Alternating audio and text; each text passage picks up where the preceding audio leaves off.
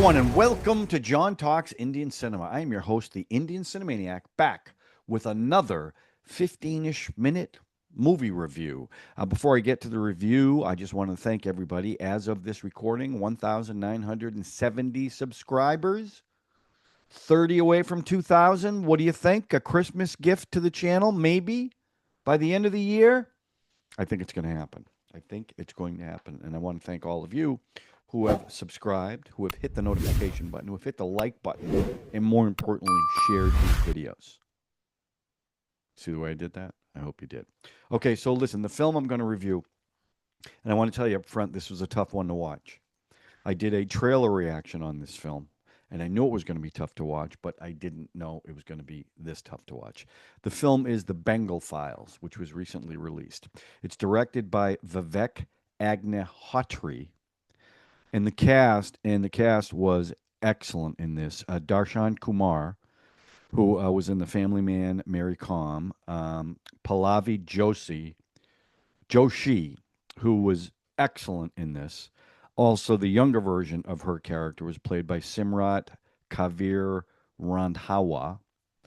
Anupam Kher, who I've seen in Wednesday, MS Donnie, and Baby, who played Gandhi in this film. Mithun Chakraborty, who was. They actually give him in the Internet Movie Database. They give him two different names: Namaste Chakraborty and Mithun Chakraborty.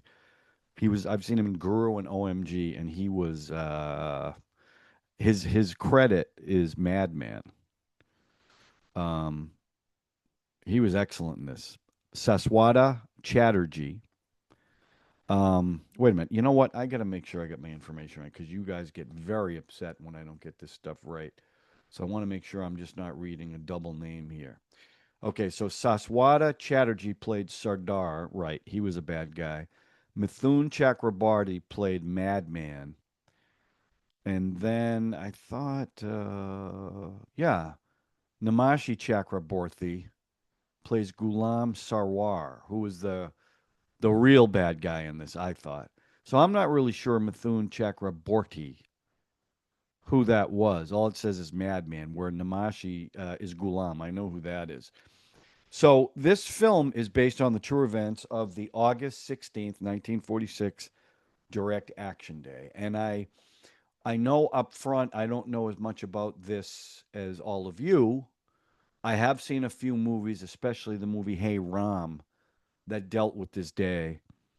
And I know that there were 2 million killed and 29 million people displaced, and that that Bengal has remained divided since this day. Now, the way so first of all, this was a disturbing movie.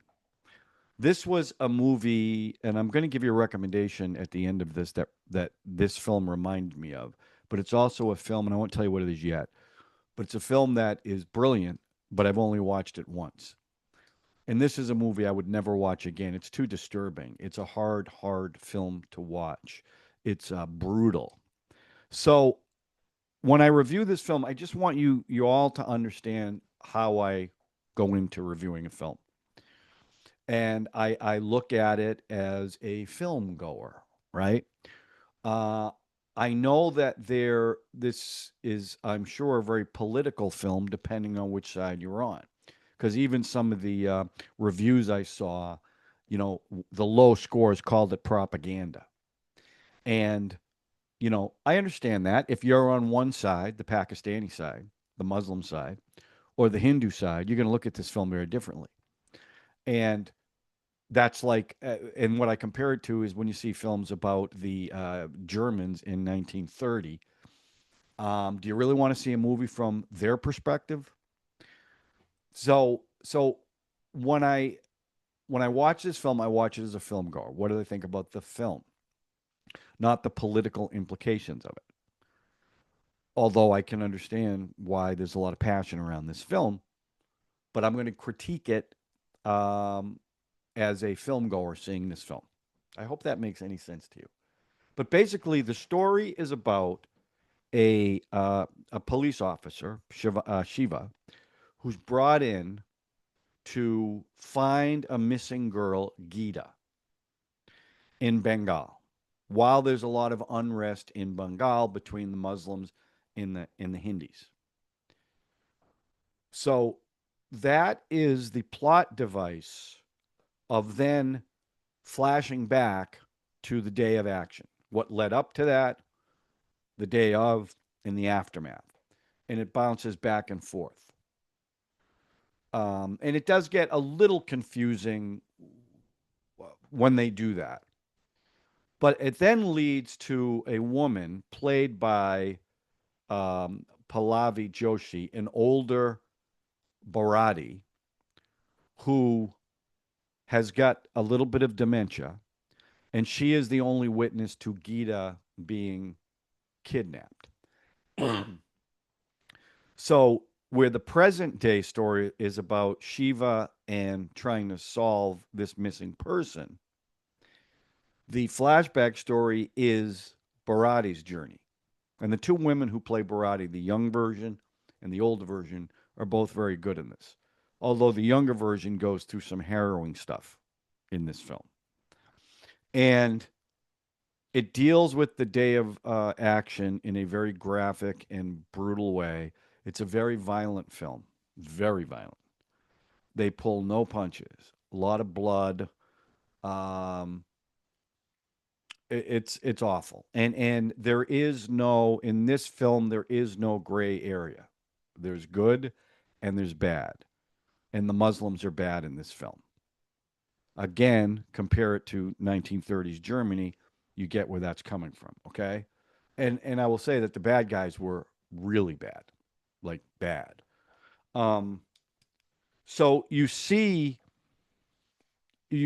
again in the flashbacks to that day of action, you see what happens to Bharati and what she goes through. She becomes part. She her family loses their place. They end up killing her father, and that is a brutal, brutal scene.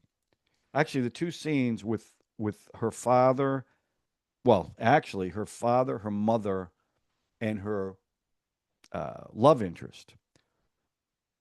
They each die brutally.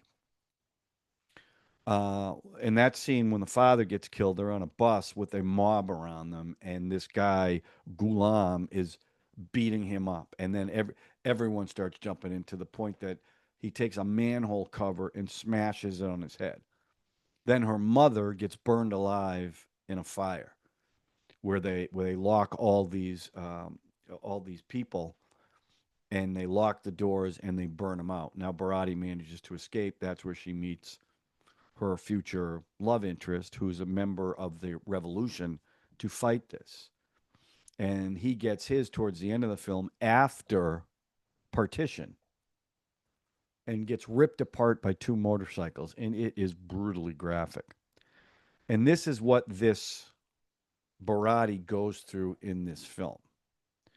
And intercut with that are the scenes with Shiva trying to solve this, trying to figure out what happened to Gita, and he's trying to unlock it with the older Bharati. Um, so, I mean, it's like I said, right from the get go, when the cop shows up at this village, he wants to talk to a Muslim cleric, I think. He's the big bad guy. Sadar is his name. And he's evil. He's a bad guy, but he's riling up the crowd. So as soon as the cop goes through the gates in this gated area, they start pelting him with stones, and he gets nailed. So that's what he's dealing with, and there's other higher ups involved that are trying to get him to keep the peace without really rattling feathers and causing big riots. And then again, they bounce back to the day of act, and it's a tough watch. It's a tough watch. In fact, there's a scene with Bharati. So you want to understand who Bharati is. She's smart. She's graduating. I think she was like number one in the class, and she gets her diploma from a governor, and she pulls out a gun and kills the governor right there because they don't want to split the country. I think it's what they're trying to do. They don't want to do that. So she's trying to make a point about that. And that was like, what? And then the next scene, she's driving away with her family. Now, Gandhi plays a part of this. And there's a big meeting that they have before the partition where they're talking about. And I have to say this, I didn't find, I've seen a couple people play Gandhi in these films. I didn't find him particularly convincing as Gandhi. Maybe because he was too big physically, too big to play Gandhi. So I didn't think he, and I'm a big fan of his. I like a lot of stuff that he does, but I don't think he was the right choice for this film. Um, what else? Look, this was, yeah, like I mean, here's the thing about this film. So let me just tell you the story. I'm giving a three. Okay, it's a true story. I've seen it told before, but not as much as I saw in this film. So I gave the story a three. The one of the things I felt about the film, because it is, and I've used this phrase before, a film like The Bandit Queen, it is a relentlessly depressing film. And I also, the ending, and it recently came out, so I'm not going to spoil it, but I was very unsatisfied by the ending for the actions that Shiva didn't take and then did take. But that ending kind of bothered me. But the my and now this was a film I really liked, even though it's one of these films that you sit there and you just feel miserable while you're watching it because it's just awful. I think my biggest problem with the film was I think I would have liked to have seen more about what was going on during the day of action before and after than the present day stuff to frame it all because it was a long movie. And for that much violence and abuse and dead bodies everywhere. I mean, there are scenes in this film where dead bodies are littering the streets and vultures are coming down and literally picking on the carcasses. It's a hard watch. Um, I think they could have tightened it up more by either eliminating the present day stuff, which I don't think it didn't end satisfactorily for me. Did it complete her story, Bharati's story? Yeah, it did. But it made Shiva, who you're rooting for in this film, and who is an honest cop, was kind of a letdown because they set it up, his purpose there, and then they set it up, Now the bad guy gets his just rewards. And here's a question I have for those that have seen the film: you've got this character Gulam who is evil, terrible, and in the flashbacks, I mean, he is evil. And then you've got this character Sadar, and they imply that that's the same person. Although at the end, Sadar denies that. You tell me, was that supposed to be the same character? That's my question to you. Let me know if yes, it was supposed to. Now, as far as the performances go, the performances were fantastic. Um, this was not a a Bollywood fluff movie with broad humor, goofy characters. It was raw, grounded, gritty. And I thought all the performances, especially the bad guys, were really, really well done, except for the guy Anupam Kher playing Gandhi. That was the one I had trouble buying that. But the rest of the performances, especially the two women who played Bharati, Shiva was okay. The guy playing Shiva was okay, but he had one expression the whole film, really. But when they did the flashbacks with the boyfriend and the bad guys, I thought the performances were I really liked I gave the performances a five. Very realistic, like I said, very raw. The music, there was there was like three. There wasn't like musical numbers. Thank God, because it wouldn't have fit with this movie at all. And one of them in the flashback, there's a bunch of girls, including Barati, riding bikes, and it's a pleasant song. But as they're passing a newspaper stand, there's a headline that says "Direct Day of Action." So the contrast between the girls riding on the bike and the direct day of action are quite stark. That really stood out. And then the second song is a song that the older Barati sings called "O Radha." Now, these were not like musical numbers. They were just songs that fit with the movie, and the music itself was it added to the foreboding is probably the right word I would use, the grimness, the seriousness of it. So I thought the music was really quite effective, the incidental music. So I gave the music a 4. Overall, well, wait, before I give you my overall, let me see if there's anything else that really stands out without spoiling anything. At one point, Shiva pretends to be her boyfriend. I think his name was Amar, to get her to open up. And that's how he's able to solve some of this because she thinks he's Amar and then figures out he's not. Um,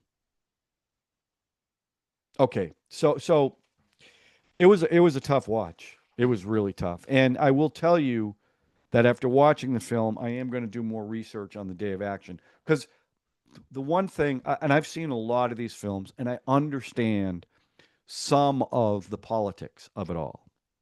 I want to learn a lot more about it, and I am going to do that.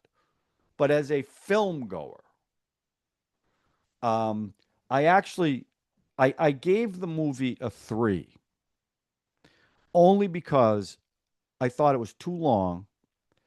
I thought it was a little scattered, story wise, plot wise. Now, I want to make it clear there were things in this movie that I was thinking about the next day. Some of the imagery, the way it was shot, um, really, really well done. But it is a very disturbing film. And it's not my typical go to type of film. Okay. Now, again, that doesn't mean I didn't like it. I did. It was like Bandit Queen. It was a very tough watch. And a movie that gets you thinking about it, the day after you watch it is a good film. Okay. But too long, a little too scattered. Visually brilliant, great performances, but it was a 3 for me. I'd like to know what you think in the comment section. What did you think about it? And I'm sure that there was controversy over this film. Now, I don't know that for a fact, but there has to be um, because it's told by a certain perspective, and I completely get that. And again, relating it to 1930s Germany, I can see why you'd do that, and why you'd want to do that. You want to tell that story, and it's brutal. I mean, if and I know very little about it, but if 20% of it's true, it's unbelievable what happened during this day, and it was more than a day, obviously. Um, but anyway, that's my review. Tough watch indeed. And if you're depressed in any way, do not watch this film. You got to be in the right frame of mind for it because it is a tough watch. Okay, now let me give you my recommendation.